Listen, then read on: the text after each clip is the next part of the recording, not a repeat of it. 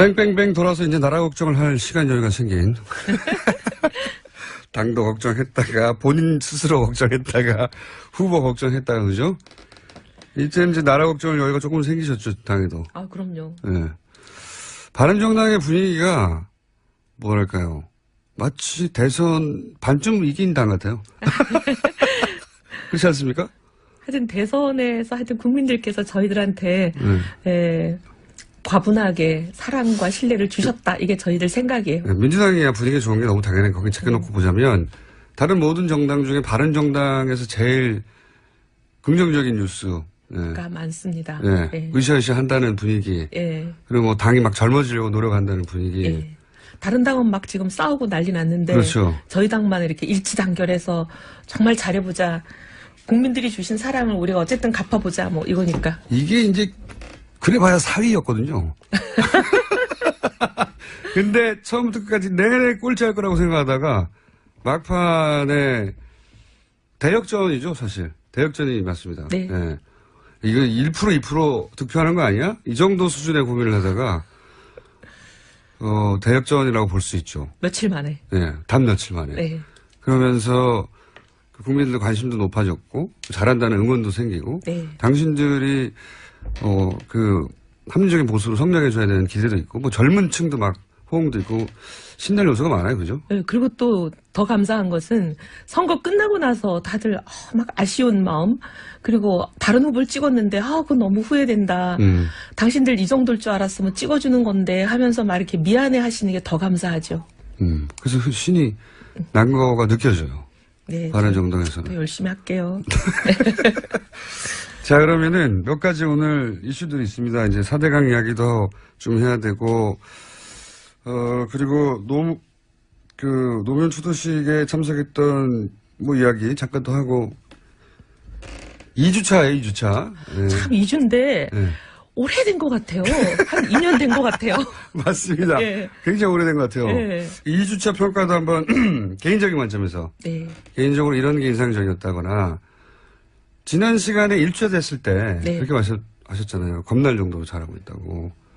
근데 뭐 그때는 일주일이니까 2주면 좀 흥분도 좀 가라앉고 네? 조금 더 객관적으로 볼 수 있잖아요. 그래서 2주차에 개인적으로 보기에 가장 잘했던 것들. 전 또 여성이라서 특히 네. 그런지 과거 정부들은 보면은 여성 인사 배려한다 이런 굉장히 배려라는 말도 참 듣기에 거슬렸어요. 근데 그러면서 이제 주는 자리라는 거는 정해져 있었죠. 예. 여성부하고 예, 여성부. 사실 박근혜 여가부, 정부는 여성부 말고는 준 적이 없습니다. 딱 하나 예. 환경부 장관을 주셨지만 굉장히 말 많고 탈 많고 어떻게 보면 앞으로 여성들 진로에 걸림돌이 됐다라는 평가를 받는 오히려. 그런 게 하나 있었고 그거 네. 말고는 뭐 힘 있는 자리를 주지 않았죠. 한마디로 예. 말해서. 예. 그런 상황이었었는데 지금 이번에는 보면은 청와대 수석 중에서 인사수석을 줬어요. 이거 막강한 자리입니다. 인사수석이라는 거는 이제 인사를 지면 다 지는 거잖아요. 인사가 막강한 많다고. 자리입니다. 가장 힘 있는 자리를 줬고 조용히 눈에 띄지 않지만 실제로 공직사회에서는 막강한 자리죠. 거기 다 줄 서죠. 네, 인사수석. 상당히 굉장히 놀랬어요. 그 다음에 또 보면은 조현옥 인사수석. 예, 기억하셔야 외무장관, 됩니다. 예. 외무장관 자리를 줬잖아요. 예, 힘 있는 자리죠. 외무장관. 아니, 지금 외무장관 여성 처음 나왔는데 굉장히 힘 있는 자리를 줬고, 이제 물론 보훈처장도 사실 네. 그쪽에서는 힘이 있는 거죠. 그래서 굉장히 그런 부분이 저는 기대를 갖게 해요. 그래서 숫자만 정말, 쓰는 게 아니라. 예, 정말 이 정부에서는 여성들이 상당히 길을 펴고 능력을 발휘할 수 있는 제대로 된 장이 펼쳐지겠구나 하는 그런 기대가 생기고. 저도 인사수석에 맨 처음 발표한 인사인데 인사수석 여성이 가는 걸 보고 인사수석 여성이던 적이 있었나 생각해보니까 없었어요. 처음이에요. 네, 없었어요. 이건 크게 주목받지 않고 있는데 없었어요. 그리고 이제 제가 여성이라서 조금 여성 자랑을 하면 연고주의, 혈연, 지연, 학연 이런 거에서 좀 자유롭잖아요. 그렇죠. 그래서 어떻게 보면 남자보다 훨씬 더. 훨씬 더 좀 그런 여성들이 보면 조금 개인주의적인 경향이 있기도 하지만 좋게 보면은 그게 이제 연고에서부터 자유로울 수 있는 거잖아요. 네. 그러면 인사를 그런 거에서부터 무관하게 굉장히 사람의 능력과 자질만으로 평가할 수 있는 그런 장점이 있습니다. 그런 부분을 대통령께서 혹시 좀 물론 발표도 그렇게 했죠. 여성 수석을 쓴 거는 그런 것을 감안한 거다 한 거니까 굉장히 인사에 대해서 상당히 기대가 됩니다. 그리고 뭐 또 인사가 굉장히 힘든 임명이었다고 봐요. 네. 통상적으로 하기 힘든. 예. 물론 능력이 있으니까 됐겠죠. 여성이어서가 아니라. 제가 근데 여성이어서 안 된다고 할 자리였을 수도 있는데 네. 그렇지 않았다는 거죠. 예. 제가 그리고 이거 송현옥 수석을 네. 정치하기 전에 잠깐 알았었어요. 근데 정치하고 나선 본 적이 없는 조현옥 분인데. 수석을요? 예, 네. 조현옥 수석. 예. 네. 이분을 정치하기 전에 잠깐 알았고 정치하고 나선 본 적이 없는 분이에요. 네. 근데 굉장히 이렇게 어떻게 보면 진보적인 진영에 계시는 분이잖아요. 네. 저는 보수 진영에 있는 사람이고. 근데 굉장히 진보 보수 가리지 않고 여성의 인재 발굴 이런 데 헌신적인 분이에요. 그렇군요. 언제 인터뷰 한번 해봐야 되겠습니다. 네. 아, 근데 진짜 훌륭한 분이에요. 어쨌든 첫 번째로는 여성 의원으로서 여성 인재를 쓰는 것이 그냥 요식이 아니라 숫자 채우기가 아니라 진짜 힘 있는 자리를 주는구나. 네. 이게 다가왔다. 예. 네. 그건 아직 특별히 이 대목을 지목했던 정치인이 있었나요? 없었던 것 같아요. 못 본 것 같으네요. 네. 그럼 본인이 처음으로 들어간 것으로 네. 해주시고 두 번째로 인상적이었던 건 어떤 거예요? 저는 어제 봉하마을이 좋았어요. 그건 왜 그렇습니까? 추도사가 참 이렇게 구절구절이 굉장히 가슴에 와 닿았기도 하지만 특별히 거의 마지막 부분에 네. 현역 대통령으로서는 오늘이 마지막이 오는 오겠다. 날이다. 네. 끝내고 나서 성공한 대통령으로 다시 찾아뵙겠다. 이 얘기는 이제 현역 대통령으로서는 이제 앞으로 안 오겠다는 그렇죠. 얘기잖아요. 추도식을 안 그래서 오겠다. 왜 이런 말씀을 하셨을까? 근데 제 해석은 문 대통령의 진짜 의중이 뭔지는 제가 물어보진 않았지만 근데 제 생각에는 이제 진보 보수 진영을 아우르는 어떻게 보면 뛰어넘는 5천만 국민의 대통령이 되겠다 이런 의미가 아닐까 생각하고 저는 굉장히 좋게 들었어요. 그 말씀을. 그래서 꼭 성공한 대통령으로 되돌아오겠다. 이런 다짐인 거죠. 네. 그전엔 내가 여기 안 와. 네. 네. 굉장히 비장한 다짐이었는데 많은 사람들이 그 얘기를 하더라고요. 가슴에 와 닿았어요. 그런 얘기가. 사실 어떻게 보면 박근혜 대통령도 100% 대한민국이 공약이었거든요. 맞아요. 모든 그 대통령. 100% 대한민국이라는 단어를 제가 쓰는 걸 권했을 때 본인이 그 좋은 말이다라고 하고 택하긴 택하셨는데 사실 100% 대한민국이 되도록 굉장히 노력해 주셨으면 좋았는데 좀 그런 모습을 못 봤어요. 굉장히 아쉬웠는데. 예, 아쉬웠는데 진짜 이제 정말 대통령이 되시기 전에는 진보 진영의 후보일 수는 있지만 대통령이 되시고 나면 대한민국의 대통령이지 진보 진영의 대통령은 아니잖아요. 그러니 저는 정말 진보 보수 뛰어넘는 대한민국의 대통령이 되셨으면 진짜 좋겠어요. 그게 두 번째로 인상적이셨고 2주차 이제 총합에서 베스트 3. 네. 세 번째 정도 얘기하셔야 이게. 예, 그런가요? 한 6개 얘기하셔도 되는데요. 3개만 얘기하죠 그냥. 소통하고 하여튼 시민들, 국민들 누구나 지금 소통하시는 거잖아요. 그리고 연차를 쓰고 내려가시면 연차를 쓰고 대통령 연차 있는 거 처음 알았다는 분이 대부분이에요. 나 그것도 굉장히 신선하게 보였어요.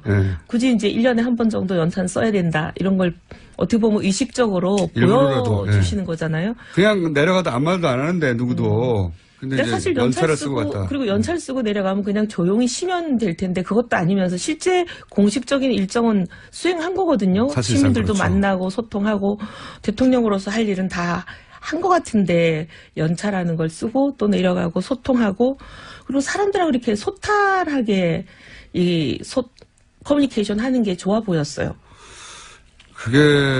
그리고 그냥 그 5.18에서 그 아버지가 자기가 출산하는 거 보러 오시다가 태어나는 거 보러 오시다가 사망한 유족이 있었잖아요.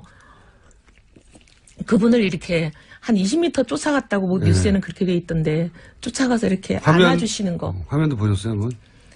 저희는 화면은 잘 못 보고 맨날 핸드폰 뉴스로 보기 때문에. 네.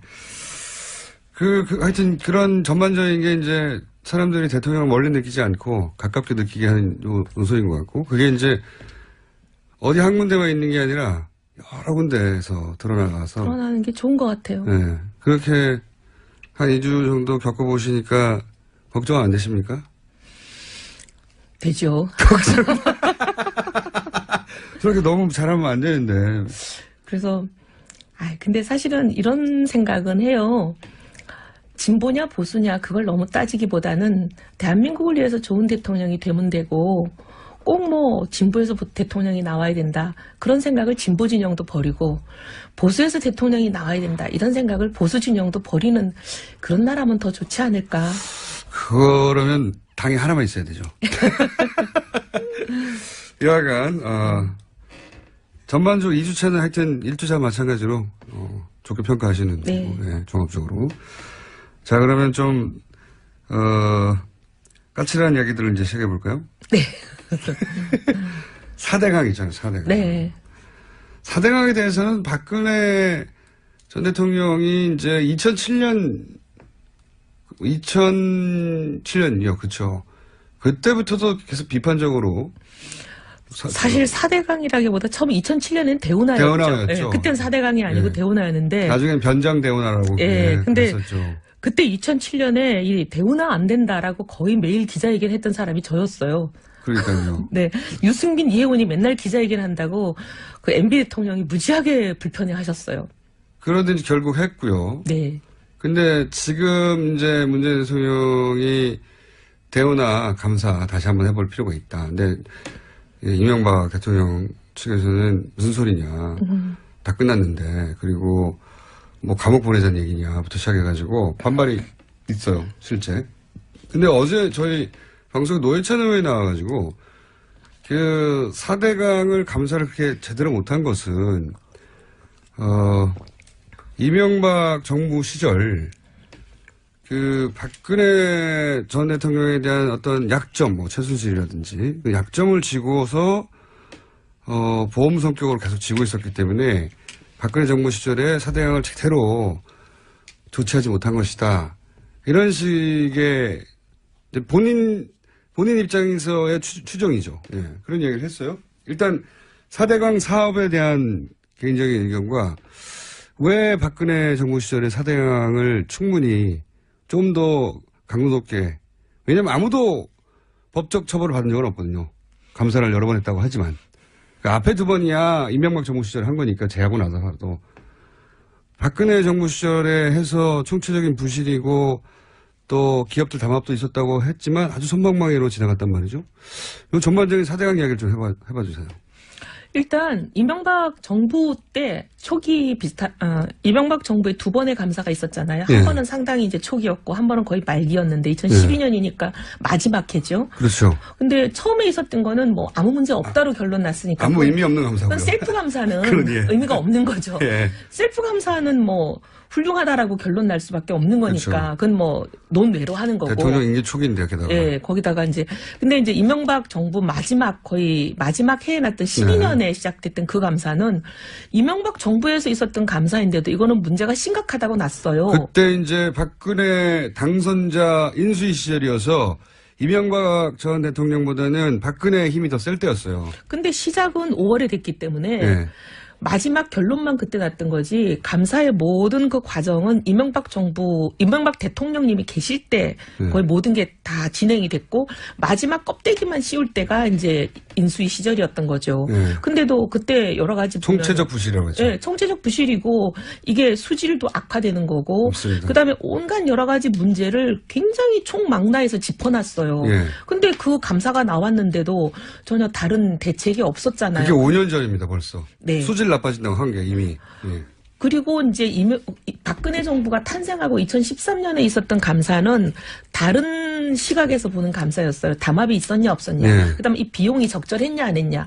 이게 이제 4대강을 염두에 두고 한 거라 비용이 너무 부풀려졌고 쓸데없는 그렇죠. 국민 세금을 많이 낭비했고 이거 담합을 방조했다라고 했어요. 그러니까 총체적 담합이- 부실에 담합까지 있었다. 담합이 있었다 정도가 아니라 담합을 정부가 방조했다라는 게 감사의 결과였어요. 네. 그러면 담합은 이거는 공정거래법에 의해서 굉장히 세게 처벌받아야 되는 거거든요. 그렇죠. 근데 처벌이 별로 없었고 그다음에 공무원은 한 명도 처벌되지 않았습니까? 게다가. 방조했다라고 하면은 방조한 공무원도 처벌받아야 되는 거잖아요. 그렇죠. 근데 처벌도 없었고. 그러니까 이게 이제 박근혜 정부가 이 부분에 대해서 묵인하고 뭐 나쁘게까지 얘기하면 공범이라고까지 의심을 받아도 별로 할 말이 없는 그런 상황으로 간 거예요. 예. 왜 그렇게 왜 갔느냐에 그랬을까? 대해서는 예. 이제 노회찬 의원님은 예. 그런 이유가 있었다. 최순실이든 뭐든 여러 가지 이제 잡힌 게 있었다라고 이전 정부가 앞으로 다음 정부에 대한 약점을 쥐고 있었던 게 아니냐. 뭐 그런 말씀을 하셨지만 예. 옛날부터 그런 얘기는 이제 많이 떠돌아다니는 소문으로 있었어요. 뭐 예. 괴담 수준으로. 그렇죠.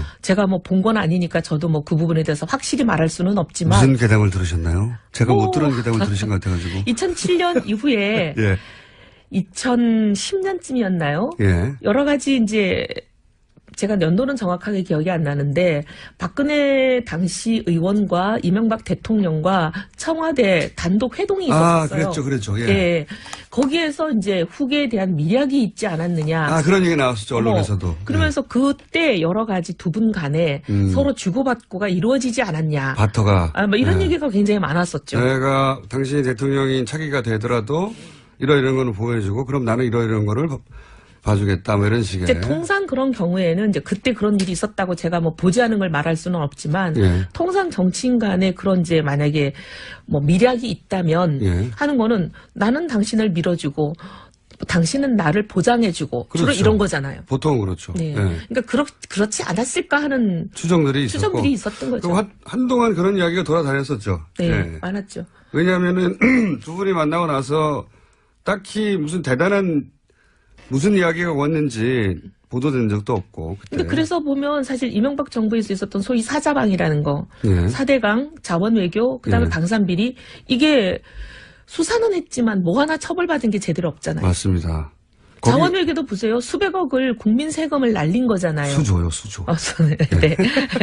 근데 예. 누가 처벌을 받았어요? 없어요. 무죄 났잖아요. 기억나는 게 없어요, 예. 사실은. 뭐 다이아몬드 강사 막 어떻게 하다가 조용히 사라지고. 근데 그 뭐 무슨 공사, 무슨 공사 사장님들 1심에서 다 무죄 났어요. 맞습니다. 1심에서부터 무죄가 나면 끝나는 거죠. 제가 보기에는 거의 이건 면죄부를 주기 위한 절차가 아니었나 싶을 정도로. 그런 정도로 이제 네. 한번 수사한 거는 뚜껑 덮어버렸으면 다시 그러니까 뚜껑 안 연다. 근데 지금 일사부재리. 이제 네. 모 당에서 얘기하는 것도 이미 다 조사하고 아무 문제 없는 걸로 끝났는데 다시 여는 거는 정치보복이다 이러잖아요. 거꾸로 저는 그런 생각이 들어요. 그러니까 좀 중장기적인 관점에서 보자면 그러니까 권력을 한번 쥐었다가 권력을 이제 그 임기가 끝난 그 경험을 가지고 있는 세력이잖아요. 이명박 전 대통령과 그 주변 인물들이. 그러니까 차라리 본인들에게 우호적인 정부가 있을 때 이 사건을 다루어서 아주 가볍게 처리하고 넘어가서 일사부조리 혹은 이미 끝난 사건이라고 만들어 두는 게 추후에 다른 정권이 들었을 때 이 이야기가 다시 안 나오게 하는 안전장치가 된다. 이런 발상을 가지고 막 사자방을 오히려 초반에 막 만들어내고 감사도 하고 그랬던 게 아닌가. 그런 비슷한 게요. 예. 이제 제가 이제 특정 기관을 얘기해서 좀 죄송한데 세무 담당하는 기관에서 그런 일들을 많이 해요. 왜요? 제가 이제 기재위에 오래 있다 보니까 예. 그 기관이 피감 기관이잖아요. 예. 뭔가 누구를 봐주고 싶으면 예. 한번 조사를 했다가 조사가 종료된 사건에 대해서는 다시 재조사를 불가능하게 딱 규정을 만들어 놓고 어허. 예를 들면 A라는 기업을 봐주고 싶어요. 예. 그럼 A라는 기업을 그냥 세무조사를 합니다. 예. 해가지고 별 혐의 없네 하고 딱 혹은 종결을 해요. 아주 약한 것들까지 예. 잡아내고. 혐의 없네 하고 이제 종결을 해버리면 그걸 다시 재조사할 수 없게 돼 있어요. 아. 근데 그런 규정이 있어서 예. 제가 그 규정을 고치긴 했어요. 그렇죠. 지금은 이제 그렇게 못해요. 본인 근데 잘한 과거에는 거 이렇게. 아주 수십 년 동안 그런 관행을 가지고 그러니까요. 그걸 많이 활용했죠. 그래서 저는 그 일련의 과정들 지켜보면서 그런 생각을 계속 했거든요. 사자방이 한때 화제가 된 적이 있었어요, 실제. 박근혜 정부 초기에. 그리고 사대강도 역시 잡는구나. 이런 기대치가 있었거든요. 네. 그런데 그런 걸 쑥 다루는 척 하다가 쑥 사라졌어요. 어느 누구 하나 처벌받지 않고 기업들도 아주 약한 정도의 벌금. 방산비리만 하더라도 번개 사업이라고 한때 유명했던 이명박 정부에서 추진됐다고 이게 막 비리가 있네 없네 시끄럽던 거 쑥 들어가고 아무 말도 없잖아요. 그러니까요. 그래가지고 그 떠들썩할 줄, 이제 박근혜 정부 초기에 이건 떠들썩한 사건들을 제대로 짚는구나 했던 게 정권 초기였어요. 박근혜 정부에. 그런데 그게 다 끝나고 덮어졌고 지금 이제 문재인 정부에서 4대강에 대해서 정책 감사를 하자고 해도 이게 정치적 보복이다. 다 끝난 사건을 왜 감사 3번이나 했는데 감사를 3번 했지만 문제 있다고 결론 난 감사였는데 그게 문제 없다고 결론 난 감사가 아니잖아요. 그러니까요. 근데 마치 국민들이 들으면 정말 아무 문제 없는 걸로 결론 난 감사를 오해하시겠어요. 그게 이제 가짜뉴스가 되게 제일 좋은 네. 소재죠. 네. 정치적 논지도 있지 않습니까? 근거도 3번 했다. 재판도 받았다. 뭘 또 하느냐. 이건 보복이다. 이렇게 몰고 갈 수 있는 거죠. 근데 저는 그런 것 같아요. 어쨌든 문제가 있는 거는 다시 재조사를 해서 문제가 있으면 문제가 있는 대로 문제 있는 사람들을 처벌을 해야 다시는 그런 일이 안 일어나거든요. 당연히 그렇죠. 그게 진보에 속한 사람이든 보수에 속한 사람이든 그것 따져서 예를 들면 상대 진영이라서 건드리질 못하고 다 덮어주고 넘어가면 언제 대한민국의 정의는 세우며 이런 일을 근절을 하겠습니까? 자꾸 봐주고 덮어주다 보니까 이게 끊임없이 되풀이 되는 거 아니에요? 바른정당은 네. 이런 사안에 대해서는 예를 들어 4대강 같은 경우에 엄격하게 재조사해야 된다고. 저희는 4대강이든 뭐든 진보 진영의 잘못이든 보수 진영의 잘못이든 그거하고 무관하게 누구의 잘못이든 잘못은 찾아내서 다시는 재발되지 않게 만들자. 이게 저희들 생각이에요. 알겠습니다. 자, 그런데 이제 바른정당에도 소위 친이계라고 분류할 수 있는 분들 좀 있지 않습니까? 그분이 그때 당시 특임 장관을 해서 그런 발언을 하셨어요. 그래서 저희가 좀 속상해요. 왜냐하면 그분이 지금 현재 우리가 지도부가 없다 보니까 혼자 지도부셔가지고 네. 자꾸 발언하는 게 바른정당의 공식 입장처럼 나가가지고 네. 그래서 빨리 지도부를 뽑아야. 주 그분이시죠? 네. 네. 그래서 지금 저희가 막 속상해하고 있어요. 짧게 시간이 거의 다 돼가지고. 네. 당대표 누구누구 나왔습니까? 몇 분이 나온다고. 젊은 분들이더라고요. 네네. 대부분 뭐. 의원님 나가십니까? 저 고민해 보겠다고 제가 주변에 자꾸 압박하시는 분들한테 답을 하고 있어요. 고민하시는군요. 네. 당대표 그럼 되시면 여기 안 나오는 거예요? 그거야 뭐 될지 안 될지도 모르는데 먼저 그런 얘기 할 필요는 없죠 뭐. 되면 안 나올 수도 있다는 얘기구나. 그럼 떨어지길 기대하고요. 그리고 지난 시간에 김무성 대표 네. 이번 바른정당 내에서 이번 대선을 치르면서 가장 정치적 타격을 입은 분이 김무성 전 대표 아니냐고 말씀드렸는데 제가 바른정당 분들 몇 분하고 얘기해봤더니 다들 비슷하게 동의하더라고요. 근데 제가 이런 질문을 드린 이유 중에 하나는 오늘 갑자기 인터넷상에 검색어로 노룩 패스라고 가방. 예, 입국하면서 뭡니까 저 가방을 네. 그 캐리어를 수행원에게. 예, 보지도 않고 던졌다고. 예, 굉장한 패스 감각이라고. 그 실검 1위 했다고 제가 듣긴 했습니다. 컬링인가요? 미스터 컬링? 그래서 신이 난 거가 느껴져요. 네. 바른정당에서는. 더 열심히 할게요. 자, 그러면은 몇 가지 오늘 이슈들이 있습니다. 이제 4대강 이야기도 좀 해야 되고, 그리고 노무현 추도식에 참석했던 이야기 잠깐 더 하고, 2주차예요, 2주차. 네. 참 2주인데 네. 오래된 것 같아요. 한 2년 된 것 같아요. 맞습니다. 네. 굉장히 오래된 것 같아요. 네. 2주차 평가도 한번 개인적인 관점에서 네. 개인적으로 이런 게 인상적이었다거나 지난 시간에 1주차 됐을 때 네. 그렇게 하셨잖아요. 겁날 정도로 잘하고 있다고. 근데 뭐 그때는 일주일이니까 2주면 좀 흥분도 좀 가라앉고 네? 조금 더 객관적으로 볼 수 있잖아요. 그래서 2주차에 개인적으로 보기에 가장 잘했던 것들. 전 또 여성이라서 특히 네. 그런지 과거 정부들은 보면은 여성 인사 배려한다 이런 굉장히 배려라는 말도 참 듣기에 거슬렸어요. 근데 그러면서 이제 주는 자리라는 거는 정해져 있었죠. 예. 여성부하고 예, 여성부. 사실 박근혜 여가부? 정부는 네. 여성부 말고는 준 적이 없습니다. 여가부만, 딱 하나 예. 환경부 장관을 주셨지만 굉장히 말 많고 탈 많고 어떻게 보면 앞으로 여성들 진로에 걸림돌이 됐다라는 평가를 받는 오히려. 그런 게 하나 있었고 그거 네. 말고는 뭐 힘 있는 자리를 주지 않았죠. 한마디로 예. 말해서. 예. 그런 상황이었었는데 지금 이번에는 보면은 청와대 수석 중에서 인사수석을 줬어요.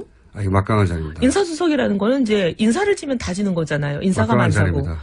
가장 힘 있는 자리를 줬고 조용히 눈에 띄지 않지만 실제로 공직사회에서는 막강한 자리죠. 거기 다 줄 서죠.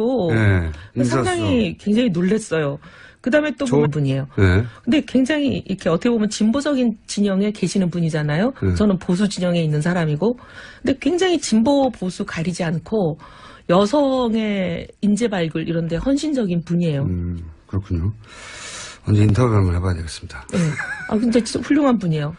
어쨌든 첫 번째로는 여성 의원으로서 여성 인재를 쓰는 것이 그냥 요식이 아니라 숫자 채우기가 아니라 진짜 힘 있는 자리를 주는구나. 네. 이게 다가왔다. 예. 네. 그건 아직 특별히 이 대목을 지목했던 정치인이 있었나요? 없었던 것 같아요.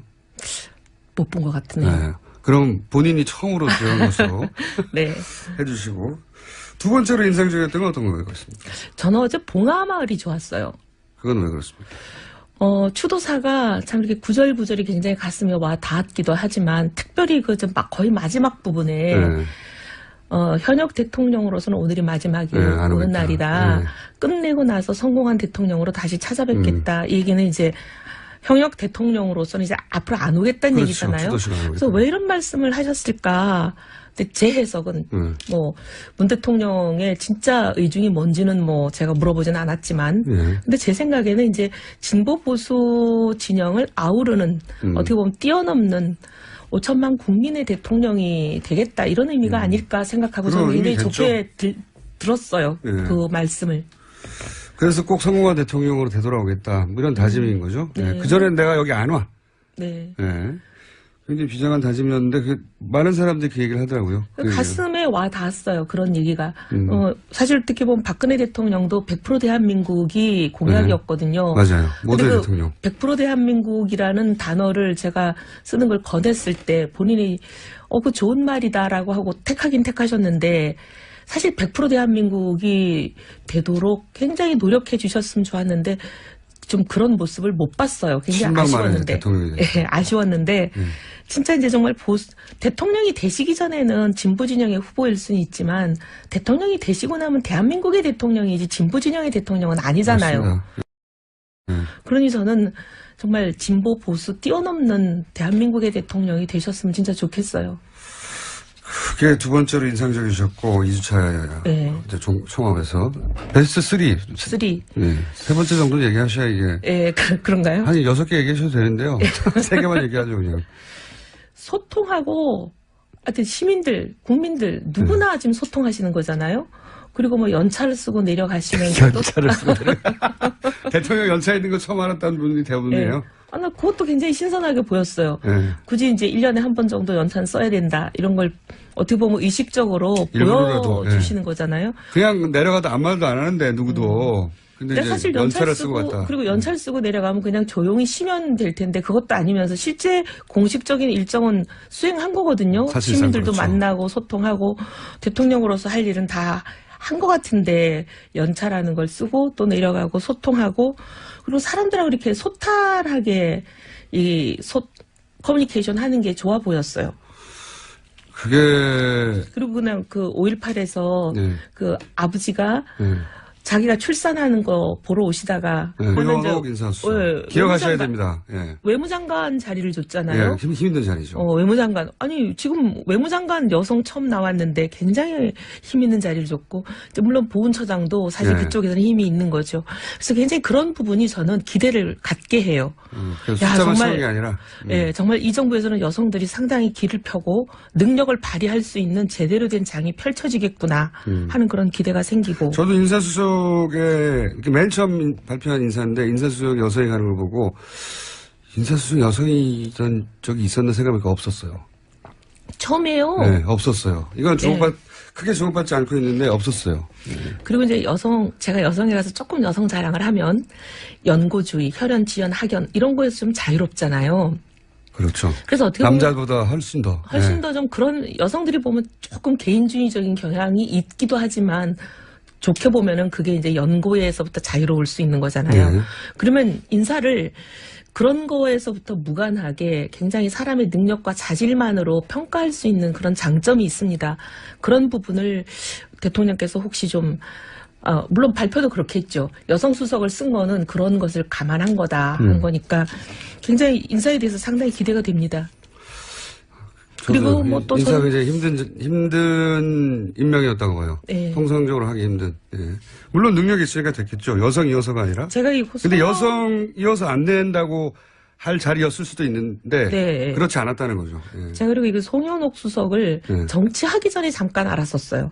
근데 정치하고 나선 본 적이 없는 조현옥 분인데. 수석을요? 예, 예, 네. 예. 조현옥 수석. 예. 예. 이분을 정치하기 전에 잠깐 알았고 정치하고 나선 본 적이 없는. 뺑뺑뺑 돌아서 이제 나라 걱정을 할 시간 여유가 생긴.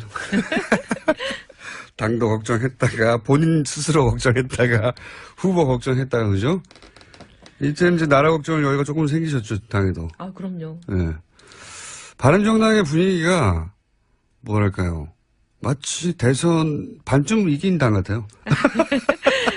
그렇지 않습니까? 하여튼 대선에서 하여튼 국민들께서 저희들한테 네. 과분하게 사랑과 신뢰를 주셨다. 이게 저희들 생각이에요. 네, 민주당이야 분위기 좋은 게 너무 당연해. 거기 제껴놓고 보자면 다른 모든 정당 중에 바른정당에서 제일 긍정적인 뉴스. 예. 가 많습니다. 예. 예. 으쌰으쌰 한다는 분위기. 예. 그리고 뭐 당이 막 젊어지려고 노력한다는 분위기. 예. 다른 당은 막 지금 싸우고 난리 났는데 그렇죠. 저희 당만 이렇게 일치단결해서 정말 잘해보자. 국민들이 주신 사랑을 우리가 어쨌든 갚아보자. 뭐 이거니까. 이게 이제 그래봐야 사위였거든요.